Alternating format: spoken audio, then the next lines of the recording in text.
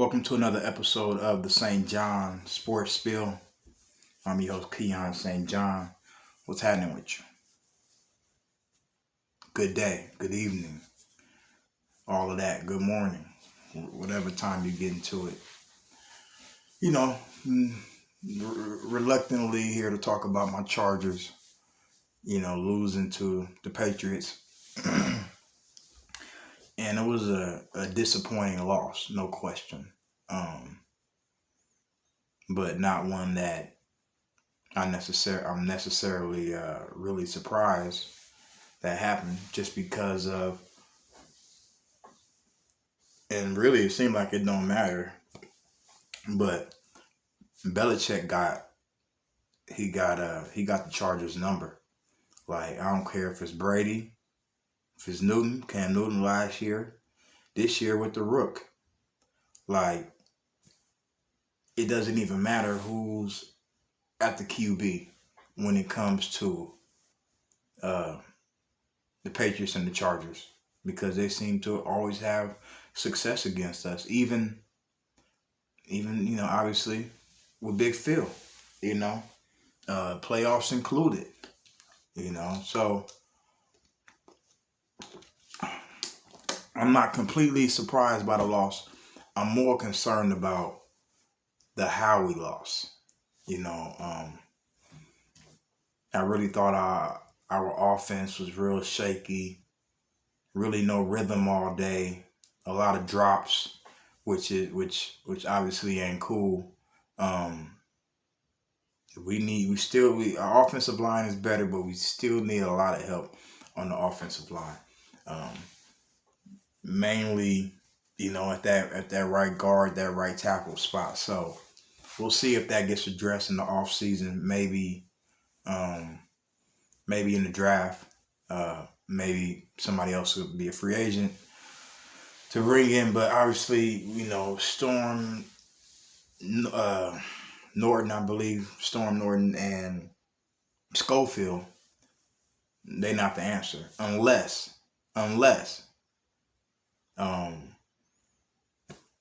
they improve something great over the offseason. Unless they come back more agile, stronger, I don't know. But as of right now, as of today, they not cutting it. And we're not going to go too far because of that. So we can still play better. It still plays out there to be made. That's why those drops are so important. That's why special teams giving up all those returns and their offense having a short field, and then even if they punt, we still got the long field. This is why all that comes in, because you got to make those plays when they are available, because you never know when your right guard is going to get blew up, when your right tackle is going to get pushed back. You never know. So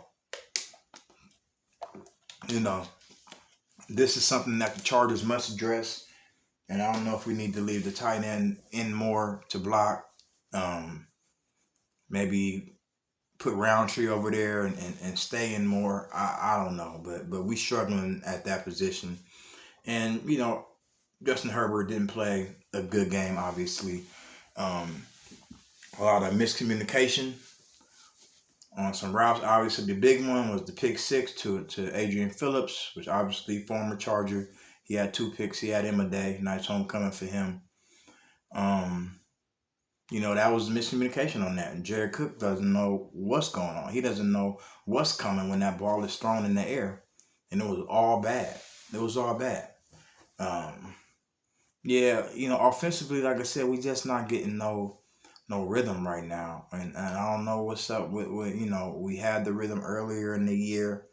I don't know what's up with Lombardi. Something going on not something going on as far as crazy or anything cynical, rather, but something going on as far as it's just not clicking the way that it was. And I have to believe that there's something, wires getting crossed up in the communication between Lombardi and Herbert, and even bring in Staley, from Staley to Lombardi to Herbert, back to Staley. Somewhere in there, the message is getting crossed up, and because it's too many talented players out there, um, not to be playing well on offense. Mainly our first and second down plays. It seems they've gotten very conservative over these past couple weeks. I mean, this is 2 straight weeks that the offense really, you know, has been the detriment of the team. Like, and it shouldn't be like that. I mean, it's like you see the explosive plays, and then it'll be 2 or 3 straight 3-and-outs, and it's like those are killer. Those are killer. So Chargers really paying the price. They really got it, and it's really disappointing. Obviously, coming off of the bye week, it's like what the hell was we studying all last week for us to come out with that performance? And I'm disappointed in the receivers too. Keenan, Derek Cook not being where he needed to be, not having his eyes where he needed to be. Mike Will, everybody's dropping the ball too much out there. We can't have that. We can't have drops. One thing that makes fans and the team go crazy is like drops and fumbles. Like, it just take the air completely out the team. Take the air completely out the stadium. Got to figure that out. Obviously, this is a good week to get right playing Philly. So, this is a good time to lick your wounds and get back on the winning track, because that performance versus New England, we can't have no more of those. You can't have no more. Like this is the first time that the division is really up for grabs. Has been up for grabs. I don't know what the past 3-4 years, like at least 4, maybe 5, because let's be honest, the Chiefs was winning the division when they had Alex Smith too. So I don't know what we got to do, but they got to get on track. They got to get on track.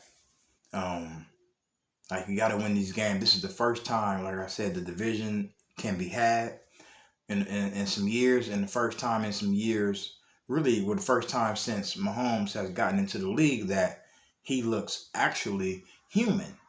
They actually have a human team. Here it is, Monday night. They just won 17-14 over the sorry Giants. The Giants are terrible. They barely beat the Giants. So this is, this is the kind of year you gotta, like, you can get in where you fit in.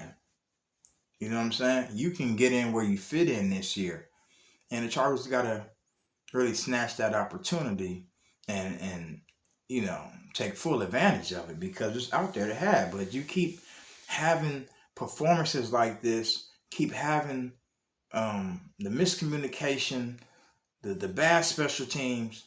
You keep having that, and you're gonna mess around and find ourselves outside of the playoffs. I'm not taking anything for granted. And you see these Patriots now they playing well. Now they getting some confidence. They mess around and win 5-6 in a row. Guess what? That's a team that nobody counted to be in the AFC playoffs, but they'll be there if they keep playing the same ball that they're playing. Belicheck is super. I know that, but I still expect more from our vets out there. I expect more from our OC. I expect more from my boy Jay Herbo. Jay Herbo got to get it together.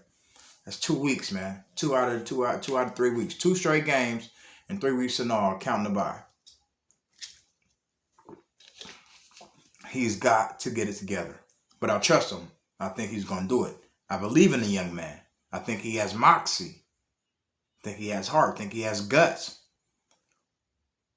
But what I want to see from him now is patience and accuracy. I feel like sometimes he rushes a little bit. I'm starting to see a little bit of rush in him. Sometimes he rushes a little bit. But he can do it. He was on fire at the beginning of the year, and now, the whole team is in a little funk, but the season's not over. Obviously, 4-3 is not a bad excuse me, not a bad position to be in, but you gotta capitalize when it's there. Got to. So, they gotta take care of it. This week play the Eagles. Let's make it happen. Let's get off of this snide. Lost 2 games in a row. Everybody feels horrible in the locker room. Now you gotta go make it right. Gotta get to the film room.